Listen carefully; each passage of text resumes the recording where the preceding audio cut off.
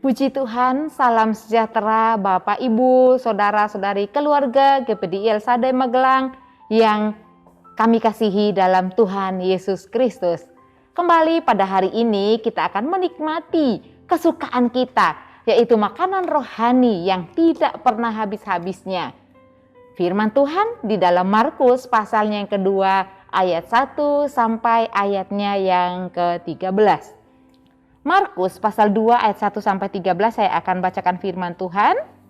Orang lumpuh disembuhkan. Kemudian sesudah lewat beberapa hari, waktu Yesus datang lagi ke Kapernaum, tersiarlah kabar bahwa ia ada di rumah. Maka datanglah orang-orang berkerumun sehingga tidak ada lagi tempat, bahkan di muka pintu pun tidak.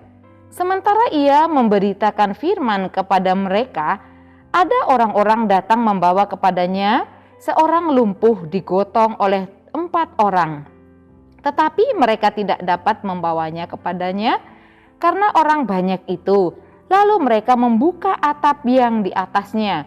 Sesudah terbuka mereka menurunkan tilam tempat orang lumpuh itu terbaring. Ketika Yesus melihat iman mereka, berkatalah ia kepada orang lumpuh itu, "Hai anakku, dosamu sudah diampuni." Tetapi di situ ada juga duduk beberapa ahli Taurat. Mereka berpikir dalam hatinya, "Mengapa orang ini berkata begitu? Ia menghujat Allah. Siapa yang dapat mengampuni dosa selain daripada Allah sendiri?" Tetapi Yesus segera mengetahui dalam hatinya bahwa mereka berpikir demikian.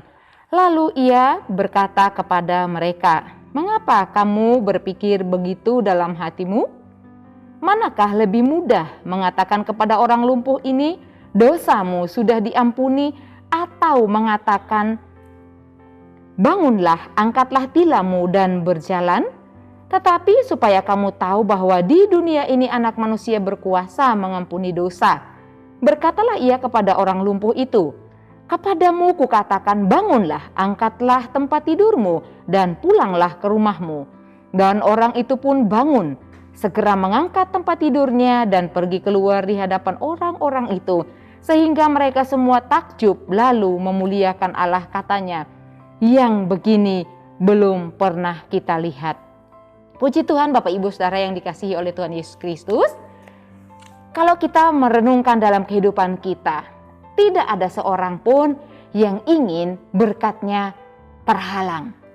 Oleh karena itu, judul renungan kita pada hari ini adalah penghalang berkat. Penghalang berkat dalam setiap kehidupan anak-anak Tuhan, tentunya kita harus pahami supaya berkat-berkat yang adalah bagian untuk kehidupan kita dan Tuhan sudah tetapkan itu menjadi berkat dalam kehidupan kita tidak terhalang.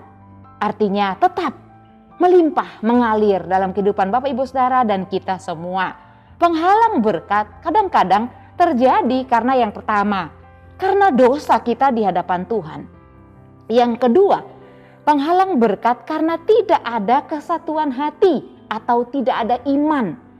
Ketika kita berdoa meminta sesuatu kepada Tuhan, terutama ketika kita membangun mesbah keluarga, kita sedang bergumul satu hal di hadapan Tuhan, tapi kita tidak memiliki kesatuan hati antara suami istri dan anak-anak.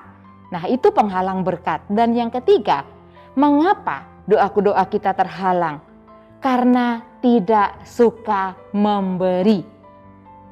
Arti lainnya, pelit, tidak mau berbagi. Itu Bapak Ibu yang menjadi penghalang berkat kita. Oleh karena itu, kita mau belajar hal apa yang perlu kita lakukan agar tidak menjadi penghalang bagi berkat-berkat yang Tuhan sudah sediakan bagi kita semua. Kita belajar dari Markus pasal 2 ini tadi, di mana kita membaca pada ayat 1 dan ayat 2 ketika Tuhan Yesus kembali ke Kapernaum. Ada banyak orang yang ingin mengikut dan melihat atau mendengarkan pengajaran Tuhan Yesus tentang kebenaran firman Tuhan. Dan tempat ia mengajar sebuah rumah tertutup, bahkan pintunya pun tidak ada akses untuk masuk lagi. Dan pada ayat yang ketiga dijelaskan bahwa ada orang yang membawa orang lumpuh, ya. Ada 4 orang menggotong orang lumpuh itu memakai tilam tempat tidurnya. Nah, Bapak Ibu yang dikasihi Tuhan, ada 3 kebenaran yang dapat kita pelajari dalam kisah ini untuk tidak menjadikan penghalang berkat dalam kehidupan kita. Yang pertama, keempat orang yang menggotong orang lumpuh itu, mereka ada kesatuan hati, ada kerjasama yang baik, tim yang baik ketika mereka melakukan suatu pekerjaan. Dan pada ayatnya yang kelima, Tuhan memandang ya bahwa apa yang mereka lakukan itu adalah sebuah iman yang dikerjakan di hadapan Tuhan. Ayat yang kelima, ketika Yesus melihat iman mereka, ya, Tuhan melihat bahwa orang-orang ini orang-orang yang beriman datang kepada Tuhan. Ada kesatuan hati, ada iman di hati mereka untuk datang memohonkan kesembuhan bagi orang lumpuh tersebut. Dan Bapak Ibu yang dikasihi Tuhan, ketika kita memiliki kesatuan hati atau iman di dalam Tuhan, satukan iman di dalam Tuhan.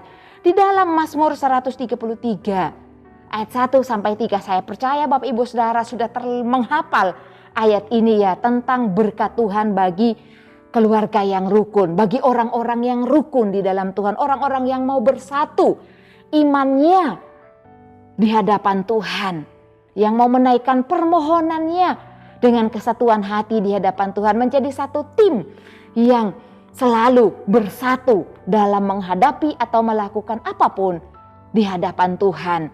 Dikatakan bahwa berkatnya akan tercurah bagi mereka. Bapak Ibu dapat membacanya dalam Mazmur 133 ayat 1 sampai 3. Tuhan menyatakan berkatnya bagi orang-orang yang rukun, yang bersatu. Nah, Bapak Ibu yang dikasihi Tuhan, mari kita mau saling menolong satu dengan yang lainnya. Tidak dijelaskan cara terperinci di dalam firman Tuhan. Apakah keempat orang itu sebuah keluarga, saudara, atau mungkin sahabat? Dalam kelompok apapun, baik keluarga, dalam pekerjaan, dalam kegiatan apapun yang hendak kita lakukan, diperlukan kesatuan hati dan iman yang sama di dalam Tuhan Yesus Kristus, agar apa yang kita kerjakan dapat membuahkan hasil yang baik dan Tuhan memberkati apa yang hendak kita kerjakan dan lakukan. Yang kedua, mari Bapak Ibu Saudara, kita mau berkorban waktu, ya. Berkorban waktu, tidak pelit waktu, kepandaian, apapun yang kita miliki dan bisa kita lakukan bagi orang lain, mari kita kerjakan. Karena Tuhan yang melihat dan menilai apa yang kita perbuat di hadapan Tuhan. Dan tidak cukup melihat dan menilai, Dia yang akan memberkati kita kembali.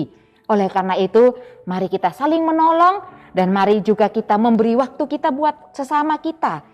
Karena Allah kita adalah Allah yang adil. Dia setia, Dia baik, siap memberkati setiap kita. Yang kedua yang kita pelajari dari kebenaran firman Tuhan ini agar berkat tidak terhalang dalam kehidupan kita, yaitu kita percaya bahwa Yesus tahu setiap kebutuhan dasar manusia. Bapak Ibu Saudara yang dikasihi Tuhan, dalam kisah Markus pasal 2 tadi ada seorang lumpuh. Kerinduan, keinginan dan permohonan keempat orang yang membawanya adalah supaya Tuhan Yesus mendoakan, menjamahnya dan memberikan kesembuhan. Tetapi apa yang Tuhan katakan kepada orang lumpuh di ayat yang kita sudah baca? Tuhan katakan dalam ayat yang kelima, "Hai anakku, dosamu telah diampuni." Bukan berkata, "Hai anakku, angkatlah tilammu dan berjalanlah." Tapi yang pertama Allah lakukan, mengampuni dosa orang tersebut. Bapak Ibu Saudara yang dikasihi Tuhan, Allah tahu kebutuhan dasar setiap manusia. Allah tahu setiap kebutuhan dasar anak-anak Tuhan, umat Tuhan. Oleh karena itu, ketika kita tidak menyadarinya, Tuhan itu lebih tahu. Dan Tuhan tahu mengampuni dosa orang itu yang lebih utama. Daripada Tuhan berkata, sembuh dan orang itu sembuh dan dia pergi tapi dosanya tidak diampuni. Artinya dia mendapatkan kesembuhan secara sementara. Tetapi ketika dosanya diampuni oleh Tuhan, dia akan mewarisi kerajaan surga ketika dia menaruh imannya kepada Tuhan Yesus.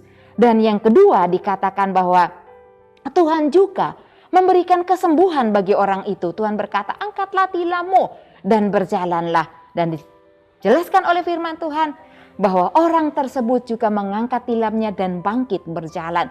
Sehingga setiap orang yang melihatnya, mereka bersuka cita, mereka memuliakan Tuhan dan berkata, yang seperti ini belum pernah terjadi.